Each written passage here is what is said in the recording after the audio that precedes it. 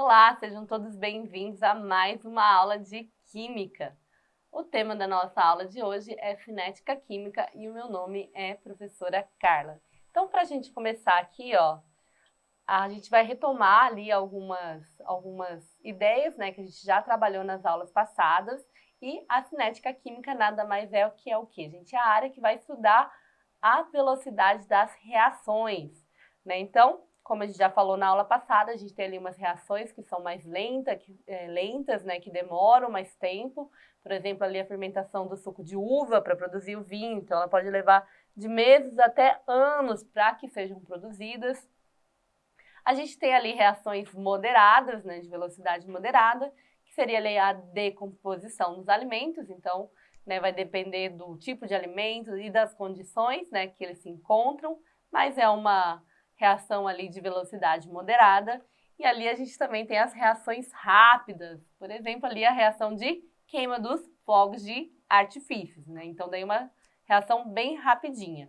E aí, agora, nessa aula, a gente vai o quê? A gente vai estudar a respeito dos cálculos que a gente faz para descobrir qual que é a velocidade média ali das reações. Então, aqui, como vocês podem ver, a gente tem um gráfico, né, no qual vai estar medindo o quê? A velocidade aqui e o consumo do reagente A em relação ao tempo. Então, a concentração do reagente A, né, em relação ao tempo, ele vai o quê? Vai diminuir, lembrando que ele é o reagente, e aqui o produto, né, à medida do tempo, que é à medida que o tempo vai passando, ele vai aumentando, né? Então, aqui, ó, por exemplo, no tempo zero, a gente vai ter o quê? A concentração do reagente A completa, né? A gente vai ter aqui só o reagente A. Já no tempo 2, vai começar a ocorrer as reações, as colisões, né? Como a gente viu lá, a teoria das colisões efetivas. Vai começar o quê? Ter o aparecimento aqui dos produtos. No tempo 3, aqui está meio a meio, né? Metade de reagente, metade de produtos. No tempo 4, né? A gente vai ter uma concentração maior ali de produtos.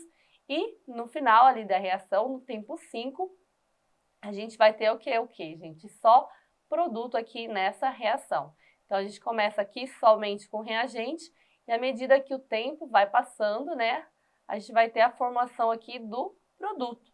E aí, para que a gente consiga medir a velocidade média, né, dessas reações, a gente vai ter o quê? A gente tem uma fórmula, né? Então, antes de acontecer uma reação química, a gente tem o que? A quantidade máxima do reagente e nenhum produto, né? Quando um dos reagentes é totalmente consumido, que é nesse caso aqui, vai se formar os produtos e a reação vai terminar.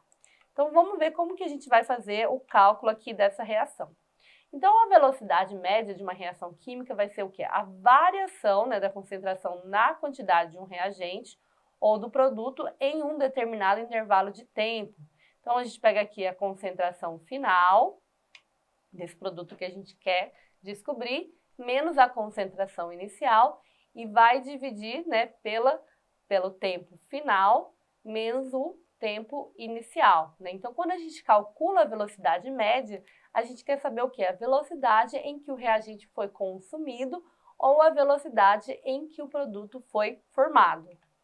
Então, aqui a gente tem, né, a nossa fórmula. Aqui a gente tem o 2A mais B, então daqui seria os reagentes formando o produto 2C. Aqui a gente tem a velocidade média, né, que é a variação da concentração de A dividida pelo tempo, né, pela variação de tempo de A. Aqui em relação ao B, né, o nosso reagente B, então a variação da concentração dividida pela variação do tempo. E a mesma coisa aqui com o nosso produto formado, aqui o C. Então, a gente tem a variação, né, da concentração de C dividida ali pelo tempo, né? Então, a velocidade aqui de consumo de A vai ser igual à formação de C, porque os dois vão ter o quê? A gente tem que esse coeficiente estequiométrico igual, né? 2A mais B, que é igual a 2C. Já a velocidade de consumo de B vai ser a metade, né, do consumo de A e de C, porque ele só tem um aqui, né, como coeficiente estequiométrico. Então, como que a gente faz esse cálculo? Então, aqui a gente tem a velocidade média, né, a gente quer saber a velocidade média de A no intervalo de 0 a 8 horas. que a gente tem essa tabelinha, e aí a gente vai verificar qual que foi a concentração. Então aqui, ó, no intervalo de 8 horas, a concentração de ar é igual a 0,8. Então a gente coloca aqui 0,8 e a concentração de ar no tempo zero era igual a 12,8. Então a gente coloca aqui o 12,8. E aqui o intervalo de tempo, que é de 8 minutos a 0 minutos. Então aqui, ó, vai ser 0,8 menos 12,8, né, dividido por 8. O valor vai ser igual a 1,5 mol por litro por minuto. E aí a gente quer descobrir também a velocidade média ali de B, né, nesse mesmo intervalo de 0 a 8 minutos. Então aqui, ó, a concentração de B, né, no instante de 8 minutos é igual a 0,4 e no de 0 minutos é igual a 6,4. O intervalo de tempo é de 8 a 0 minutos e aqui vai ser o valor da velocidade, vai ser 0,75 mols por litro por minuto. Então aqui, ó, no intervalo de A, né, de 0 a 8 minutos foi igual a 1,5 mol e aqui a velocidade de B, velocidade média de B vai ser igual a 0,75. E se a gente colocar aqui, ó, no gráfico, então a gente vai ter o quê? A gente vai ter a diminuição dos reagentes, né? Então a gente tem o reagente A aqui e o reagente B, que é essa linha vermelha, que eles vão o quê? Vão diminuindo a sua concentração à medida que o tempo vai passando. Já, né, o nosso produto C, que está sendo formado, ele começa ali, né, com uma concentração igual a 0 e ele vai sendo formado, né? Então aqui a gente tem esse gráfico que vai demonstrar ali a formação desse produto e também a gente consegue ver aqui a velocidade em relação ao tempo e a concentração ali dos nossos reagentes e produtos. E agora a gente vai falar um pouco da lei da velocidade de Gutenberg/Weiss. Né? Então aqui ele fala o quê? Que a velocidade de uma reação química elementar a uma dada temperatura, ela vai ser o quê? Diretamente proporcional ao produto das concentrações do reagente em mol por litro, elevado aos seus respectivos coeficientes estequiométricos. Então, aqui a gente tem, né, uma reação hipotética e aqui vai ser a nossa fórmula ali da lei da velocidade. Então, aqui, ó, o V vai ser a velocidade instantânea da reação, K vai ser o quê? A constante da velocidade. A, né, o A maiúsculo, vai ser a concentração do reagente A em mol por litro. O B maiúsculo vai ser a concentração, né, do reagente B em mol por litro. E esse A minúsculo e o B minúsculo vão ser quem, gente? Os coeficientes estequiométricos. Então, aqui, ó, a gente vai ter a ordem das reações, né? Então, a gente tem a ordem das reações que podem ser de primeira ordem e de segunda ordem, e a ordem da reação fala que os expoentes que constam ali na lei da velocidade vai determinar o quê? A ordem da reação. Então aqui a gente tem uma reação genérica, né, que é o A minúsculo e o A maiúsculo, né, onde o A minúsculo e o B minúsculo vão dar o quê? A ordem global da reação, né? O A é a ordem da reação em relação ao reagente A maiúsculo e B é a ordem em relação ao reagente do B maiúsculo. Então aqui, ó, a gente vai pegar a velocidade, vai ser igual a constante, a gente pega aqui o valor, né, do A maiúsculo, da concentração, e vai colocar aqui elevado o seu coeficiente estequiométrico, que é o A minúsculo, vezes B, né, que vai ser aqui o valor da concentração, né, do valor aqui de B, e a gente vai elevar aqui em relação ao seu coeficiente estequiométrico, que é esse B minúsculo, tá? Aí a gente tem as reações de primeira ordem, que seriam uma reação elementar, que são aquelas em que a velocidade da reação ela vai ser diretamente proporcional à concentração de uma única espécie, elevada à sua primeira potência. Então aqui a gente tem o A, né, o nosso reagente A, que vai formar o reagente B. Então, ele vai ter somente um reagente. Então, aqui a gente tem a velocidade, é igual K, né, que é a constante, vezes a concentração de A. Então, aqui a gente não tem nenhum coeficiente estequiométrico, né, quando não tem nenhum valor aqui, a gente já subentende que o valor é 1, e aqui, né, como expoente, vai ser 1. Então, quando é 1, a gente não precisa representar.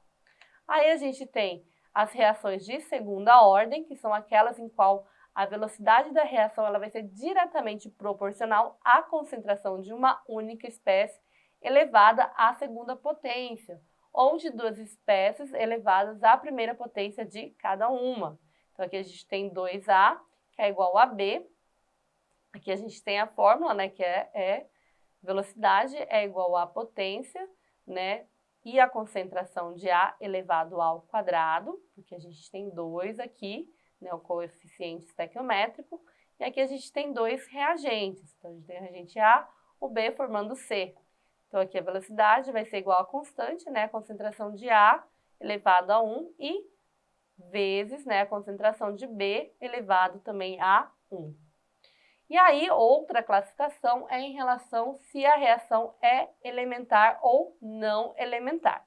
Quando a reação ela é elementar, ela vai ocorrer em uma única etapa, né? Então, a gente tem aqui uma reação, né, elementar genérica, que A mais 2B vai ser igual a C. Então, ela ocorre em uma única etapa.